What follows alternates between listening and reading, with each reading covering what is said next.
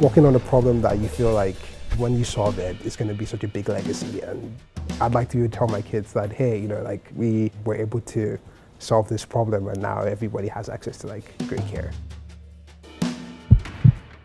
Each year in America, 7 million people have an acute cardiac event. So this is a heart attack, heart failure. It's very important for those people to do cardiac rehab so that they don't get a second heart attack. What cardiac rehab does is really, it's a holistic intervention that takes into account your mental state, your psychological state, your physical state, and designs a customized plan for you to change your behaviors. Research shows that people who do cardiac rehab live 5 years longer. They have half the risk of getting a second heart attack. The problem today is that there are very few rehab centers, so only 15% of patients, national average, do cardiac rehab.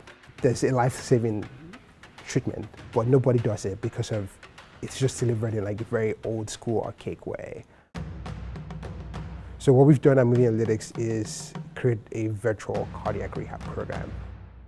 We can bring in new technology around like mobile apps, the connected devices like the Fitbits and the wearables, and make this a great experience that you can then scale with technology. We have partners like Stanford, the VA, Kaiser, and we're working with them to kind of build out like the fundamentals of the program. Nigeria, where I'm from, or the rest of the world, there's zero cardiac rehab, and so the global impact of also that problem is also huge. I think in business, everybody brings a cultural perspective into even making decisions. Nigerian culture is very respectful. There's a way you pay kind of homage to people who are generally older than you. When you think about every sector in the US, the Nigerians doing amazing things. And that story doesn't get told enough. Immigrants also are frugal. We can stretch like $1 like a long way. So I started a group called the Multicultural Angel Investor Network.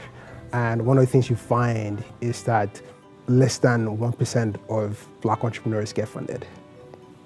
It's crazy. And so when I think about diversity in tech, the way I'm addressing that problem is creating a culture of investing amongst our community, because I feel like we can fund the companies within our own communities. I feel like my personal cause is to use my entrepreneurial talent to solve problems in society, but it's also to support other entrepreneurs on that journey as well.